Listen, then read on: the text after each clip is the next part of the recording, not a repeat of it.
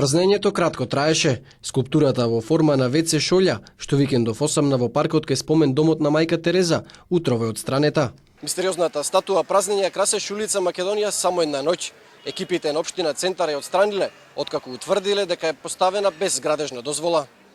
Никој од надлежните нема информации кој би можел да биде скулпторот и нарачателот на ова уметничко дело. Од општината не пријавиле во полиција.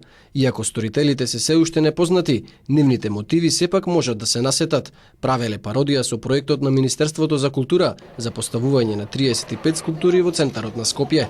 На тоа упатува потписот дека скулптурата Празнење е изработена од Павел Шатев, Институт на ВМРО ДПМН, по нарачка на како што стои културата на Министерството на Република Македонија. Од Институтот Павел Шатев велат дека делото е неморално и го навредува и негира значењето на една, како што велат, маркантна личност од македонската историја, каква што е солунскиот атентатор Шатев. Од култура пак велат дека е жално што со вакви гестови се фрла дамка и на проектот за разубавување на градот, кој треба да финишира до крајот на годината, до кога треба да се постават преостанатите 20 на скулптури.